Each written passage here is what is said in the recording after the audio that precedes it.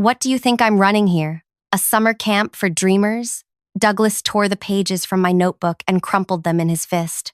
2 years of education, and suddenly you're redesigning our entire product line? This isn't innovation, Hannah. It's garbage. He dropped the wadded papers into the trash bin beside my desk, making deliberate eye contact as each one fell. Behind him, Gwen and Patrick pretended to focus on their monitors, but I could see the slight curl of their lips, the shared glances. The cleaning solution assignment was simple. Douglas continued, voice lowered but perfectly audible to everyone. Test the existing formula against competitors. Period. Not, whatever, amateur chemistry experiment you've concocted here. He tapped the bin with his foot. Stay in your lane or find another job. Plenty of 40-somethings would kill for your position. The heat crawled up my neck as I nodded, unable to speak. 6 months of early mornings and late nights, documenting how our standard cleaner created a unique reaction with certain plastic compounds. Gone. Douglas straightened his tie, satisfied with my silence. Team, meeting in 10. Bring the competitor analysis reports. The real ones. As the lab emptied, I stared at my crumpled research in the trash. What stung most wasn't the humiliation or wasted work. It was that I'd discovered something genuinely valuable. Something that could transform how we handled plastic waste. But in Douglas's kingdom, ideas only mattered if they were his. Before we go any further, thank you for spending time with my story today. Drop a comment letting me know where you're listening from. I'd love to know who's keeping me company through this mess. My name is Hannah Pierce. At 42, I was the oldest entry-level lab technician at True Green Solutions. Not the career trajectory I'd planned. My doctorate in chemical engineering should have put me in a senior research position somewhere prestigious. Instead, after my previous company collapsed and 3 promising interviews ended with, "We're looking for someone who'll grow with us long-term," I landed here, testing cleaning products, running basic analyses, being grateful. The first month, I kept my head down, learned the equipment, memorized procedures, stayed late to organize supply cabinets nobody else bothered with. Douglas seemed pleased enough, in his distracted way. He'd been at the company 15 years, rising from sales to somehow heading research and development despite no formal science background. Know what matters more than degrees, he told me during orientation, gesturing to his office. Understanding what executives actually want. Nobody cares about chemical bonds. They care about quarterly profits. I nodded along. Didn't mention my publications or patents from my previous job. Those belonged to a different life. Then came the day I noticed something unusual. A test batch of our standard cleaner had been mixed incorrectly, too much of an acidic compound. When I wiped it up, the plastic sample container began breaking down in a way I'd never seen before. Not melting exactly, decomposing, returning to individual polymers. After work, I stayed to investigate. The compound wasn't corrosive to skin or harmful to breathe, just uniquely effective against certain plastics.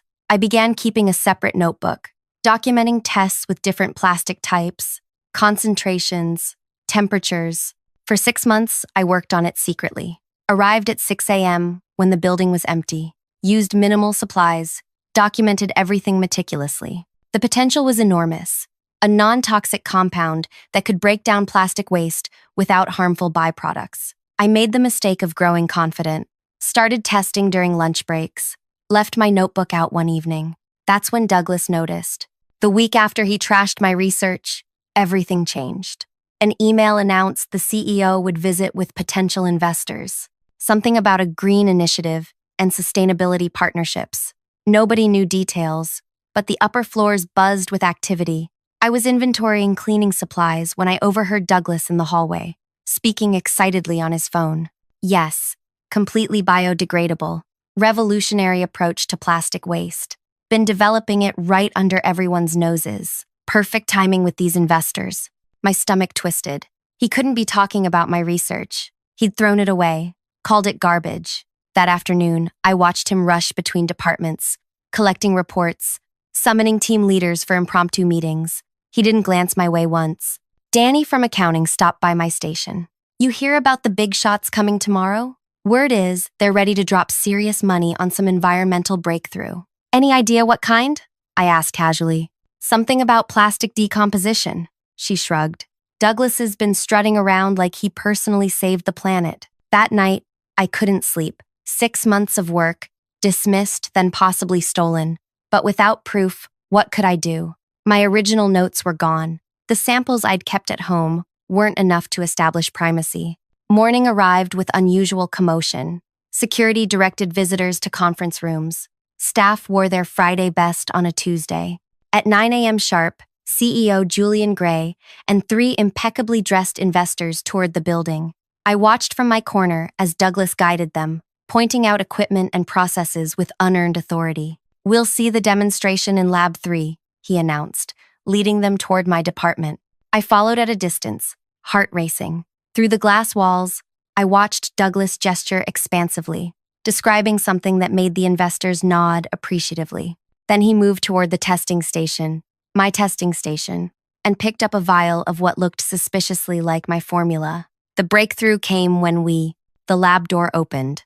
Len, the night janitor, stepped in alongside a younger woman with intelligent eyes and a questioning expression. Behind them stood Julian Gray. "Sorry to interrupt," the CEO said, "but Dr. Zhang has some questions about the compound." Douglas froze, vial suspended midair. "Dr. Zhang? Environmental chemist," the woman said, extending her hand. "My father showed me samples he found while cleaning. I analyzed them last week and contacted Mr. Gray immediately. The decomposition properties are remarkable." "Samples," Douglas repeated, his confident smile slipping. "From the testing station trash," Len clarified. "Been watching someone work late for months. Seemed important, so when I saw the formulas tossed out, I grabbed them." The CEO turned to Douglas. "I assumed you'd fill me in on this project yesterday, when I mentioned investors. Strange, you didn't." "I was compiling comprehensive data," Douglas stammered. "Wanted the complete picture before." "Who's the primary researcher?" Dr. Zhang interrupted, scanning the lab. Her eyes settled on me, hovering by the doorway.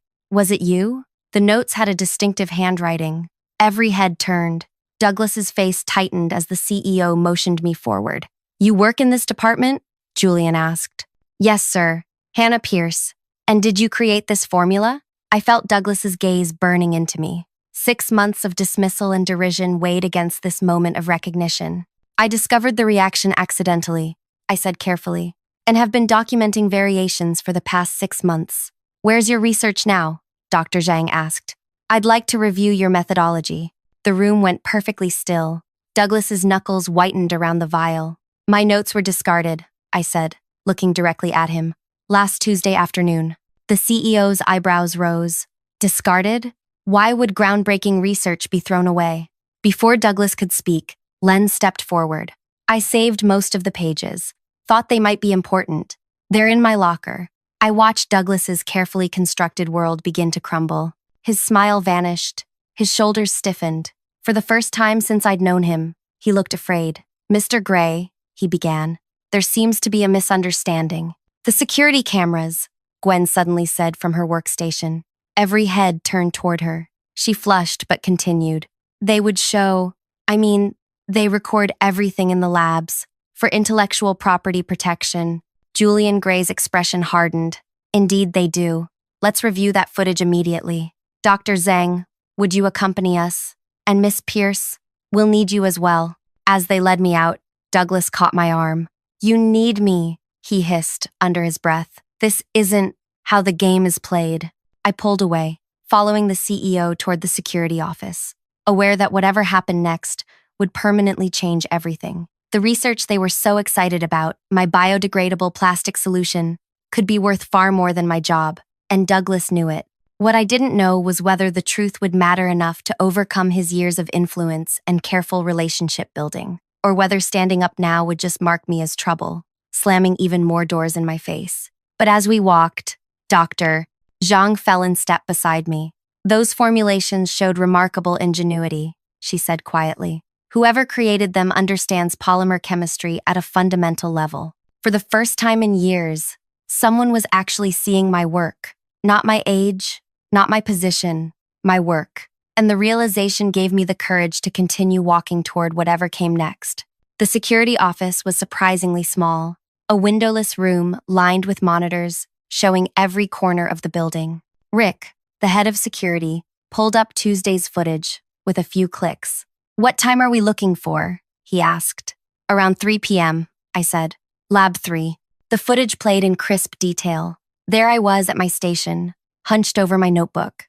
Douglas approached, words inaudible but body language clear. Then came the moment, him ripping pages from my notebook, crumpling them, dropping them deliberately into the trash. The camera caught his smirk as he walked away. Dr. Zhang leaned forward, eyes narrowing. "Can you zoom in on those pages?" Rick enlarged the image.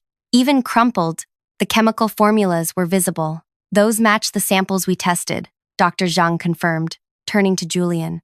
"This is definitely the compound that breaks down polyethylene terephthalate." Julian's expression darkened as he watched Douglas return to the frame, check that I'd left, then fish the pages back out of the trash.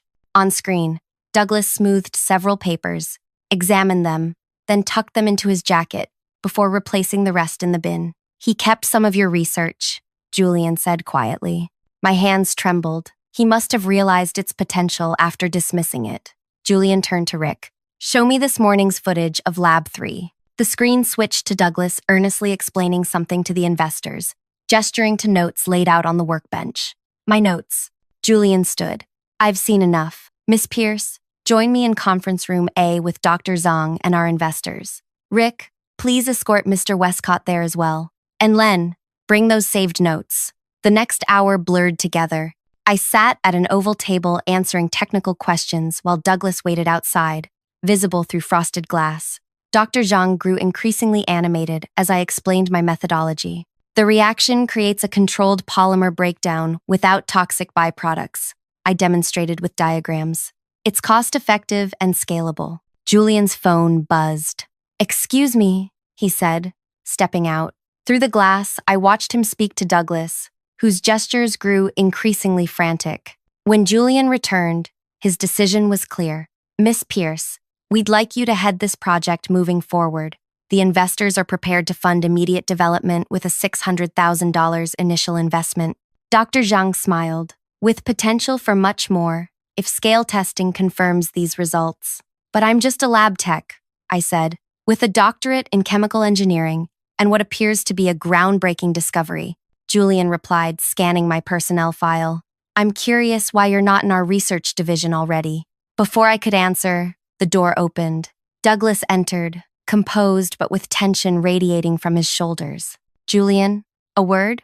His voice was professionally smooth, but his eyes darted nervously. "Actually, I think we need group clarity," Julian replied. "Miss Pierce's research is impressive. The investors are enthusiastic, but I'm concerned about how her work was handled." Douglas straightened. "As department head, I make difficult decisions daily about which projects deserve resources. Hannah's testing wasn't authorized because you repeatedly denied her requests," Julian interrupted, holding up a folder. "I've reviewed 6 months of departmental communications. She followed protocol. You blocked her." The air in the room changed. Douglas's carefully cultivated image of competent leadership cracked visibly. "I've organized an all-hands meeting tomorrow," Julian continued. "We'll announce the new project with Miss Pierce leading research and development. Mr. Westcott, we'll discuss your position afterward." After they left, I sat alone in the conference room, stunned. 6 months of dismissal undone in an hour. But rather than satisfaction, anxiety gnawed at me. Douglas wouldn't accept defeat easily. He'd spent years building alliances, embedding himself in the company's structure, and now I'd humiliated him. That night, my phone rang repeatedly. Colleagues I barely knew, suddenly wanting details. My email filled with congratulations from people who'd never spoken to me. But one message stood out. My office. 7 a.m. Douglas. I arrived at 6:30 instead, making copies of my remaining research and emailing them to my personal account. Protection, just in case. At exactly 7, Douglas appeared. Gone was the aggression of yesterday, replaced with a practiced humility that didn't reach his eyes. "Hannah," he began, perching on the edge of my desk. "Yesterday was unfortunate, a misunderstanding blown out of proportion." I said nothing, watching him. "We both want the same thing, success for this project. I have connections, experience navigating the corporate structure. You have the technical knowledge." He leaned closer. We could be powerful allies. You threw my research in the trash, I said quietly. Called it garbage. Heat of the moment. I was dealing with budget pressures. He waved dismissively. Water under the bridge. What matters is moving forward strategically. The old Hannah would have nodded, accepted his non-apology, grateful to avoid conflict. But something had shifted. I'd seen behind his mask now. I appreciate the offer, I said carefully. But I need to prepare for the announcement meeting. His smile tightened. Consider carefully. New projects fail all the time. Funding disappears. Priorities shift. Having the right champion matters. The threat hung between us. Before I could respond, Julian appeared in the doorway. Ah, there you both are. Miss Pierce, could you join us? The investors have more questions. As I gathered my notes, Douglas whispered, remember, enemies close, friends closer. The company announcement transformed everything. Standing beside Julian as he introduced me to 400 employees, I barely recognized my life. Overnight, I went from invisible to essential. My tiny workstation became a dedicated lab. My team grew from 0 to 5 researchers. My budget expanded to include equipment I'd only dreamed of using again.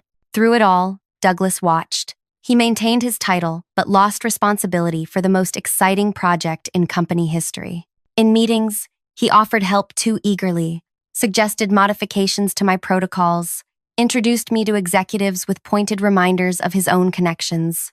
Hannah, have you met Jason? He and I play golf every weekend. He controls manufacturing capacity. Think that approach will scale? My experience suggests caution. Just trying to help. The board appreciates regular updates. I'm happy to present your findings. Save you the trouble. 2 months into development, our prototype exceeded expectations. The compound broke down plastic completely within days instead of centuries, leaving only environmentally safe residue. Patent applications were filed. Manufacturing plans drafted. Investors doubled their commitment. I should have been celebrating. Instead, I grew increasingly uneasy. Little things kept happening. Test samples disappeared. Equipment malfunctioned. A crucial report was deleted from the server.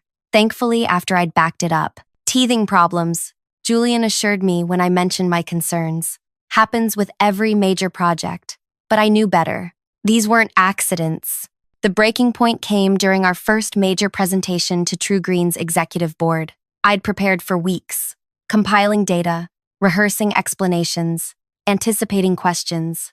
15 minutes before the meeting, I discovered my presentation files had been replaced with an older, error-filled version. There wasn't time to fix everything. I'd have to present incomplete data, looking unprepared and amateur. In the bathroom, splashing water on my face, I heard familiar voices in the hallway. Unfortunate timing, Douglas said to someone. But that's the risk of rushing innovation. Some people aren't ready for pressure. Think she'll recover? Asked a voice I recognized as Jason from manufacturing. We'll see. I've kept detailed records of the project's actual progress, just in case the board needs. Context. Their footsteps faded. I leaned against the wall, heart racing. This wasn't just sabotage. It was calculated destruction. Douglas wasn't trying to regain control. He was ensuring that if he couldn't have the project, neither could I. I had 15 minutes to save my reputation and possibly my career. With shaking hands, I called Dr. Zhang. I need every test result you've documented. Right now. It's an emergency. She didn't question me, just started sending files. I pieced together what I could, filling gaps from memory. As board members filed into the conference room, I made a decision that would change everything. I wasn't presenting the expected technical briefing. Instead, I would show them something far more valuable, the truth. Douglas sat at the far end of the table, notepad ready, a slight smile playing across his lips. He nodded encouragingly as Julian introduced me, the perfect, supportive colleague, ready to step in when I failed. I connected my laptop, took a deep breath, and began. Today, I'd like to show you something different than what's on the agenda, I said. Instead of just our progress, I want to reveal how innovation actually happens and how easily it can be destroyed. I pulled up side-by-side timelines. My original research dates alongside Douglas's department records, security footage showing missing equipment being moved, server logs documenting file changes. Douglas's smirk slowly disappeared as he realized what was happening. Innovation requires truth, I continued. And the truth is, this project has succeeded despite systematic efforts to undermine it. Board members exchanged glances. Julian leaned forward, brow furrowed. Douglas's face drained of color. Miss Pierce, the board chair interrupted. These are serious accusations, with evidence supporting every one, I replied, clicking to the next slide, including this morning's sabotage of my presentation files. Douglas stood abruptly. This is ridiculous. She's paranoid, feeling overwhelmed. The server logs don't lie, I said quietly.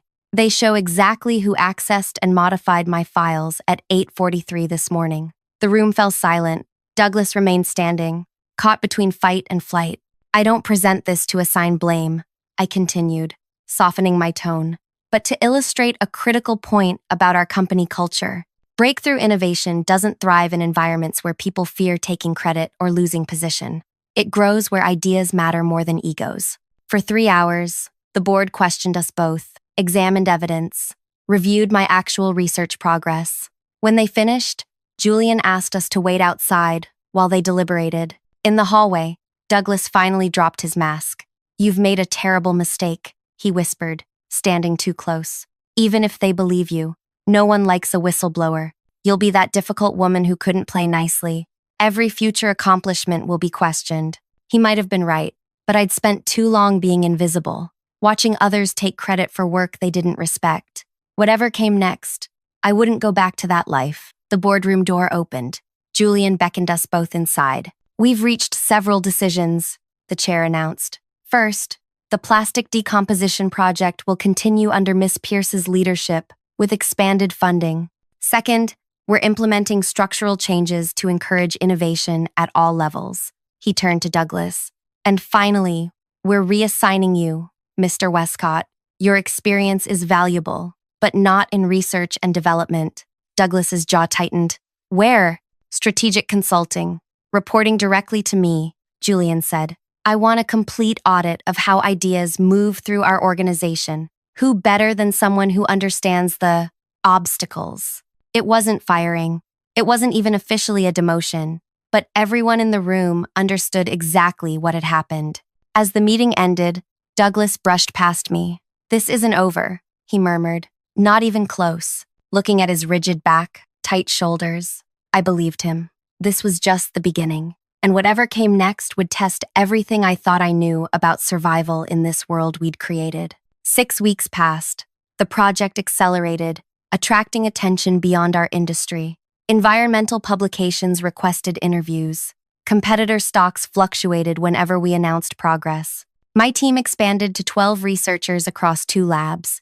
On paper, everything was perfect. Reality told a different story. Douglas had transformed.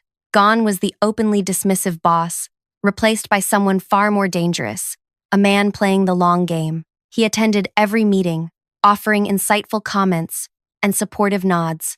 Executives who'd known him for years saw a reformed team player. Only I recognized the calculation behind his cooperative smile. Impressive progress, Hannah, he'd say in front of others. Let me know how I can support you. Then somehow investors would receive misleading information about production timelines. Equipment we needed would be delayed for budget reconsideration. Key personnel would be temporarily reassigned to urgent projects. Nothing traceable, nothing provable, just constant, invisible friction.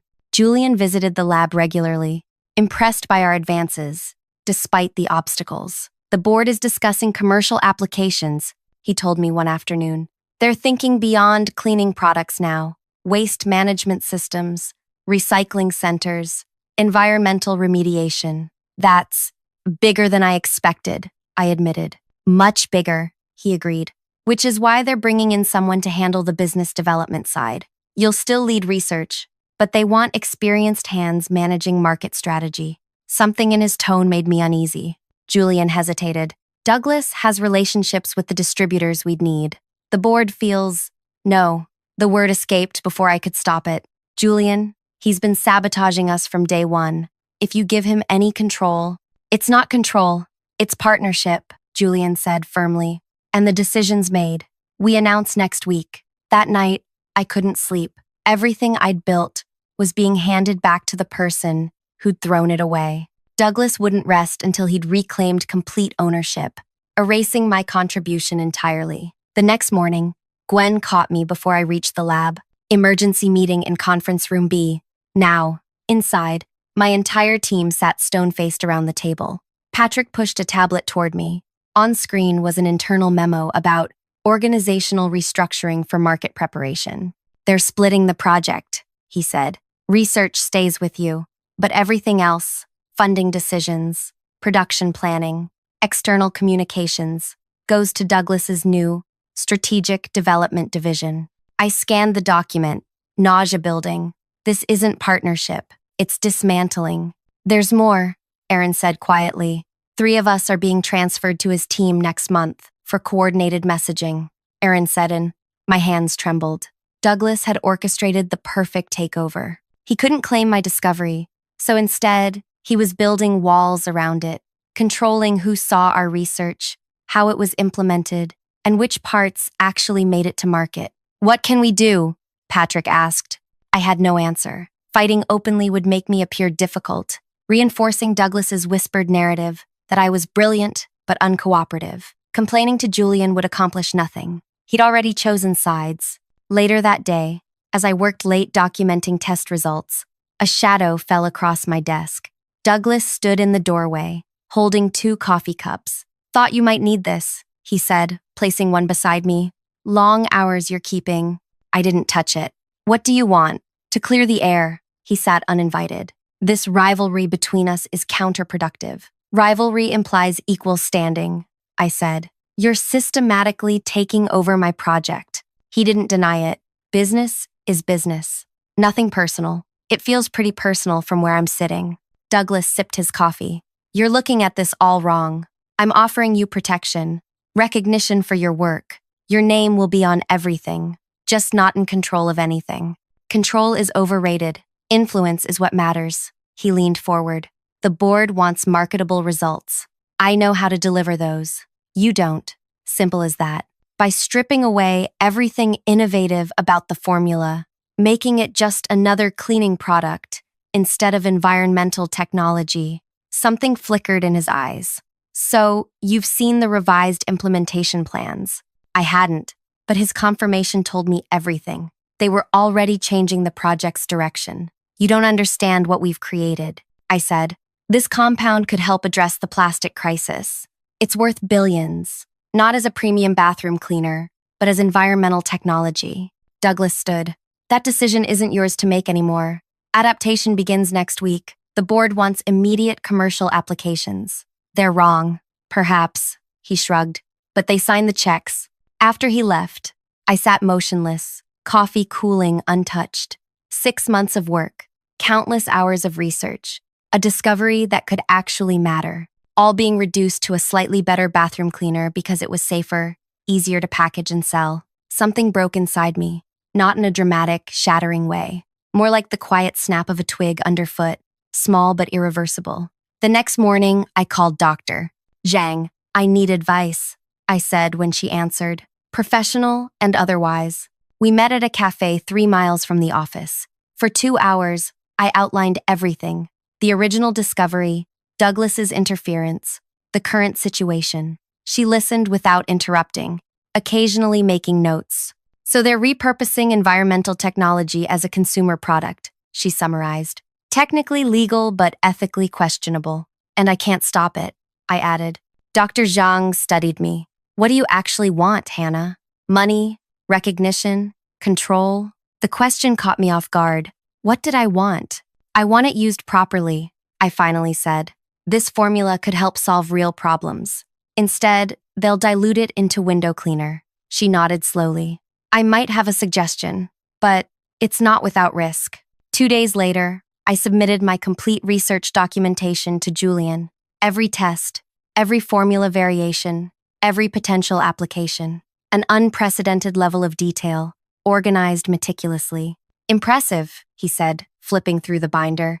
"This will help the transition team tremendously." "I want it to be thorough," I replied. "Everything should be recorded properly." That evening, Douglas emailed the entire department. "Exciting news. Our revitalization product enters production planning Monday. Congratulations to all involved. Revitalization product. Not environmental technology. Not plastic decomposition solution. A rebrand so complete it erased the discovery's purpose. Monday morning arrived with unexpected commotion. Security guards stood at lab entrances. Executives hurried between meetings. Julian was nowhere to be found. At 10 a.m., an all-staff email announced an emergency gathering in the main conference room. I joined the confused crowd, filing in to find board members seated at the front, expressions grim. Douglas stood to one side, face ashen. The board chair stepped forward. We've called this meeting to address a serious situation concerning intellectual property and corporate ethics. On the screen behind him appeared a split image, our company logo beside another I didn't recognize. This morning, Global Environmental Solutions announced a major breakthrough in plastic decomposition technology. Technology suspiciously similar to our proprietary research. Murmurs spread through the room. Douglas's eyes found mine, narrowing with sudden comprehension. The chair continued. Our legal team is investigating how our confidential work was compromised. Until we understand the extent of the breach, all related projects are suspended. All research staff will submit to interviews. As people departed, Douglas intercepted me in the hallway, gripping my arm painfully. What did you do? He hissed. I removed his hand. Nothing. You can prove. I think you can prove. For 3 days, investigators combed through records, examined server access logs, interviewed everyone connected to the project, found nothing conclusive. Because there was nothing to find. I hadn't leaked any documents, hadn't emailed confidential information, hadn't copied files to external drives. What I had done was significantly more elegant. In my detailed documentation to Julian, I'd included everything about our compound, except one critical catalyst that activated the decomposition process. Without it, the formula was incomplete, functional for cleaning purposes but useless for breaking down plastics. Meanwhile, Dr. Zhang had connected me with legitimate environmental scientists at Global Solutions. I hadn't given them our formula. Instead, I'd helped them understand the theoretical approach, a pathway anyone with sufficient expertise could follow independently. They'd developed their own compound, similar in purpose but chemically distinct, no intellectual property violated. On the 4th day, Julian called me to his office. Douglas was already there, along with 2 board members. Explain something, Julian began, without preamble. Global's patent application describes technology remarkably similar to ours conceptually, but with a completely different chemical structure, almost as if someone told them what was possible without telling them how we did it. I met his gaze steadily. Parallel development happens in science all the time, especially when the research direction is obvious to anyone paying attention, I added. Our approach wasn't the only possibility, just the one we chose. Douglas slammed his hand on the desk. She sabotaged us. Our market advantage is gone. You have no evidence of that? I said calmly. And technically, our formula still works better for household applications. It's just not exclusive for environmental use anymore.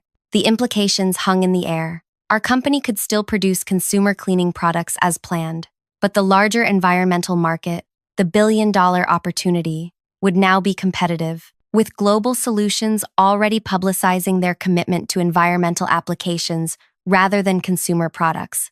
Exactly the direction Douglas had rejected. You've destroyed shareholder value, one board member said quietly. I've ensured the technology will be used as intended, I corrected. By someone. They fired me that afternoon, escorted me out with a severance agreement and confidentiality clause. No references, no acknowledgement of my contribution. 6 weeks later, Global Solutions announced they were hiring me as Director of Environmental Applications. Douglas's bathroom cleaner launched the same month to modest sales. The stock dropped 15%. 2 quarters after that, our formula's incomplete nature became apparent. Without the catalyst I'd omitted from documentation, the product experienced stability issues. Recalls followed. Douglas was quietly dismissed after consumer complaints mounted. I should have felt vindicated. Instead, watching from my new office as TruGreen's reputation crumbled, I felt hollow. The company that had given me a chance when others wouldn't was struggling. People who'd had nothing to do with Douglas's decisions were losing jobs. My revenge had worked perfectly. The technology was being used to help the environment. Douglas had lost everything. I had a better position, with higher pay. Yet something essential had broken in me during those months of fighting. The passion that had driven my late nights and early mornings was replaced by caution. The joy of discovery was shadowed by memories of betrayal. Yes, I'd won, but victory tasted nothing like I'd imagined. Dr. Zhang found me working late one evening, 6 months into my new role. The Indonesia implementation is impressive, she said, reviewing my projections. This technology will remove thousands of tons of plastic waste annually. That's the goal, I replied. She studied me. You don't seem satisfied. I stared at the report spread across my desk. I thought justice would feel different. Justice and revenge aren't the same thing, she said gently. One heals, the other just creates new wounds. I think about that often now, how in fighting monsters, we risk becoming them. How victory can feel like loss when it comes at the cost of your own humanity. My name is etched on patents that are changing the world. My former company has been acquired for pennies on the dollar, and Douglas works at a regional distributor, his reputation permanently stained. I got everything I thought I wanted, and lost something irreplaceable in the process. If you've stayed with me through this story, I hope you'll take a moment to reflect on your own battles. Comment below about a time when winning didn't feel like you expected. Subscribe if my journey resonated with you. And remember, in the war to protect what matters, guard your spirit as carefully as your ideas. Some victories aren't worth their price.